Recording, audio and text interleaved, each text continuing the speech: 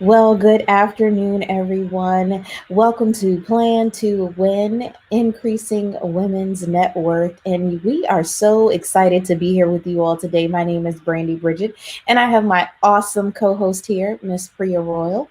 And today's topic we're going to be talking about. Priya, I can't get the melody out of my head when I hear it. We're talking about can't tax this. Think again. So much has been going on in the world behind the scenes. Usually once people pass away, even the famous ones, it takes a long time for their finances to be straightened out. And so the world kind of keeps moving. We don't really hear about it. But today we want to talk about a couple of important people when it comes to finances. Separating those finances and just what's kind of going on in the world. So, Priya, give us an update. Hi, Brandy. Good to see you again. And Good to see you. hello, everyone. Here we are at a Plan to Win. And the idea of Plan to Win is to sort of share stories, experiences, strategies, and things that folks should be thinking about so that you have your advisors, planning, and everything in place so that everybody can be among the wealthy that folks read about in the news. Or maybe some of you are our listeners. Who can say? Um, with that said, today's episode was intentionally titled Can Taxes? And I promise I won't sing right now, but it's the from a the geeky tax lawyer angle, there was some exciting news earlier in the week with Mhm. Judge Holmes releasing a 275-page opinion on the estate of Michael Jackson, and that decided that his name, likeness, and image rights, which are called rights of publicity, is worth only about 4 million instead of the almost 160 million that the IRS claimed it was. More importantly, the estate had filed a tax return saying that was only worth $2,000. So, from my perspective, that's not a win because, No. but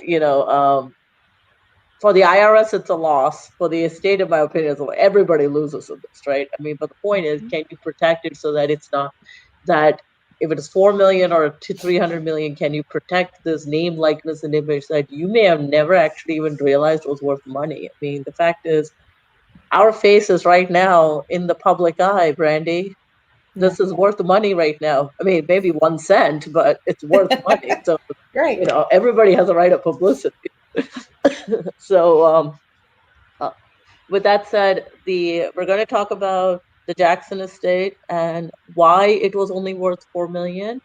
A couple of big pointers is that I had the opportunity of presenting with Judge Holmes before this case was decided, so I have a little bit of insight, and I'm a former IRS attorney who may or may not have worked with the specific people who audited that state. So I'm not saying I have inside Wow. information, but I sort of know how the IRS thinks and approaches these things. So Wow. it's an interesting. I think we have a very interesting conversation in our next couple of podcasts, and we're going to talk about valuation.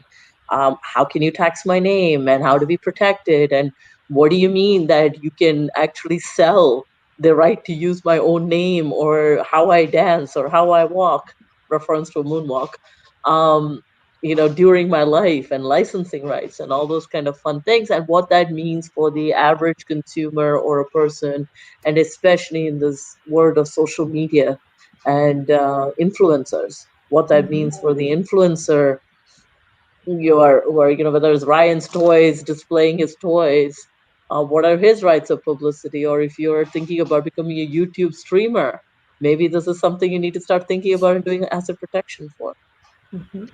On the other side of it, we're going to go through slightly older people who we thought would be more settled in life. Um, Bill and Melinda Gates, I who know. who dropped the bombshell earlier this week that they were getting divorced.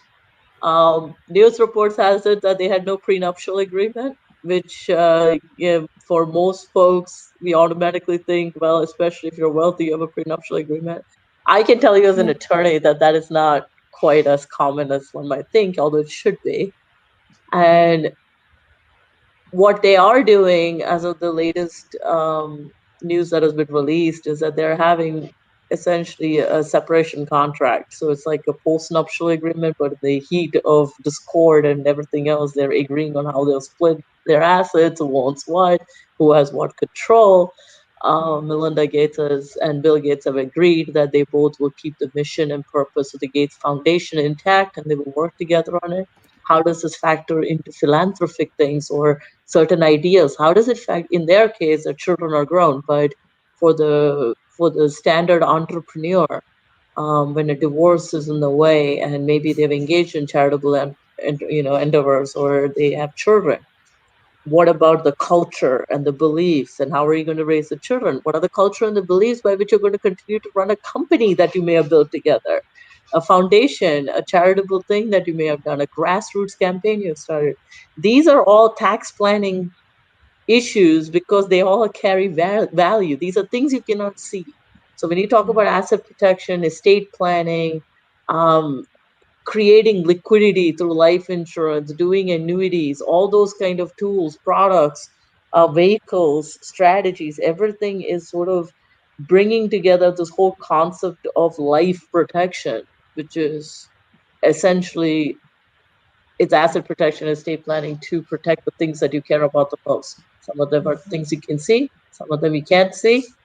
And going back to our title, they're things you can't touch. It's just there.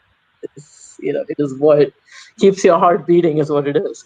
Um, and the third thing that we're going to talk about, and that is sort of a segue, is that Warren Buffett has named who would be his successor, which is a big deal. And there's been some um, rapid news in the financial world about him, certain disagreements on how investments are done and whether, um, social responsibility issues, specifically in terms of the environmental responsibility report should be is a responsibility of corporations or not.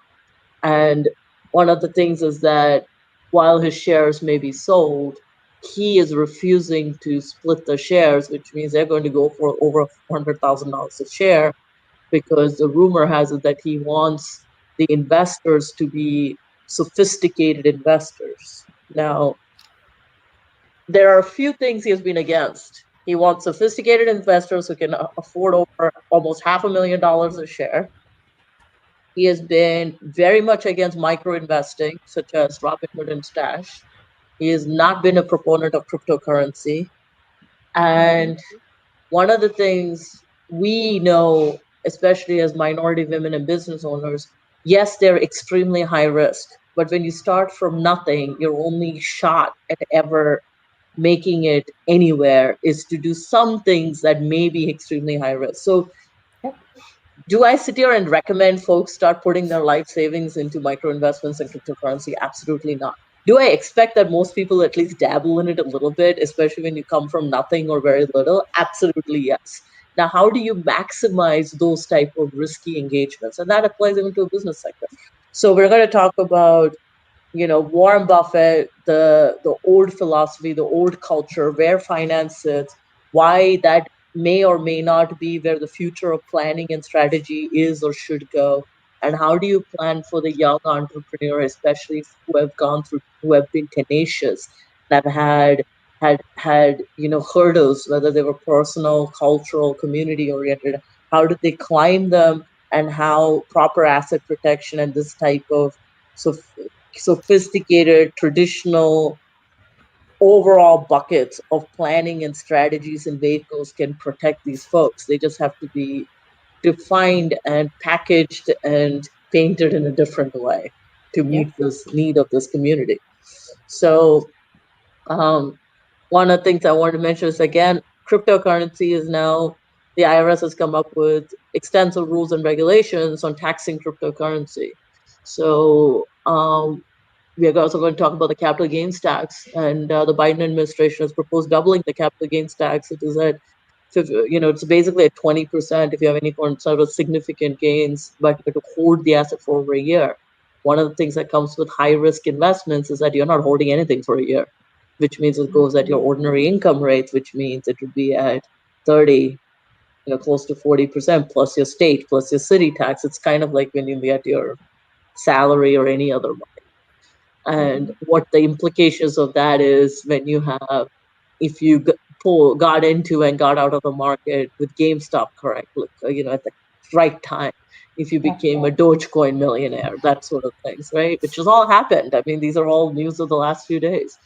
Um, and what does the investor tomorrow look like, and how do we do planning and strategy and help them in a holistic way to grow their families, to build the things they care about, to pursue their philanthropic interests, to create the next Gates Foundation, but that is more attuned to their personal experiences and understanding what the community needs, whether it is youth empowerment, whether it is creating wealth in disadvantaged communities, whether it is addressing period poverty around the world, whether it is addressing um, you know, sex trafficking issues, whether it is addressing education for women, putting more women and women of color in STEM, all of those initiatives. Like how Mhm. do we promote that when you're starting without having funds to basically provide your own family? You can do that. You can have philanthropy and full-fledged philanthropic efforts with great campaigns going on and follow your heart and build an empire and have power and have money. And that's what the plan to win is. The plan to win is not just about you, but for everyone like you and for your community and for everything that you care about. So Yep. with that, I think that's an introduction to our three quick things of very specific examples. The first one will probably be the one that is the most entertaining because it's going to mention a lot of musicians, and you will Mhm. probably hear a lot of cliche parody like titles and things from me because that comes naturally, a Yep. little bit eccentric. And then the Gates issue. Uh, One of the things we want to consider is just putting it out there that there's been buzz all over the news that there is a potential stock market crash coming, that there's a huge inflation bubble on the way. And I am not saying the Gates did this because maybe, they've had a long marriage, but in general, is it possible that when you are owning major stakes in very, very prominent companies and you need to sell off large amounts of stock to weather the storm that is coming, and you do it under the guise of a divorce, does that go over better with the public and the investor pool? Something to consider. So, what are the things that you don't see, the hidden things that may be causing people to have a dramatic personal story that may all be coming back to what's the money games at play? So that's what we're talking about: money games and how you can play it too and win. So it's Wow. Priya, I must say that you just gave everyone a complete mouthful, a complete, like, on the edge of your seat wanting popcorn to hear about all these things that are upcoming. I mean, everything that you just said is so relevant. It is and it's not even just relevant to a timely manner, it's relevant whether you are a multimillionaire or not, because so many people are becoming business owners and starting their brands and online help life coaches and brand ambassadors and just so many different things. And so it's like, it doesn't matter if you're a multi-billionaire, trillionaire, or you're starting your own entity. So I'm excited to just hear all the things that we have in these upcoming three podcasts and really just ready to rock and roll it. So I look forward to us getting together next time. You guys got the preview. So we're telling you, get your popcorn ready because it's going to be a crazy, crazy ride. And I And want to so, bring it all around to how it relates to our entrepreneurial, mostly I would assume women viewers, which is that I've had maybe 5 or 6 requests just in the last couple of months about folks where somebody has created a fake website that was stealing on the image and the popularity of the entrepreneur site. Somebody has taken the name and used it in a wow. different way. And these are all, believe it or not, coming back to the same principles and the laws that apply to that Michael Jackson rights of publicity. These are all things, and then we're going to talk about investments, and these are things that come into these big billionaires and their companies and their divorce and the cryptocurrency and whether you do it or not and what the rules are and capital gains. So we can talk about the popcorn inviting, kind of entertaining way about all these celebrities, but when you parcel it down, the exact same foundational issues and rules are actually applied to every one of our viewers in a different Mhm. way. And it's time to start thinking about the fact that I have things in my life that are in the same place as famous people and billionaires, or I am already there. I am one of those people. Have I protected the things I care about right now? So that's the ongoing theme. So Wow. ready for the Awesome. ride, right? Thank you, We're Brandon. so ready for the ride. Well, you guys enjoy the rest of your day. Make sure that you follow us. Make sure that you share this with individuals. If you think anybody would be interested with these upcoming topics, make sure that they have access. And until then, you guys, we'll see you guys soon. Thank you. Take care, everyone, and see you soon.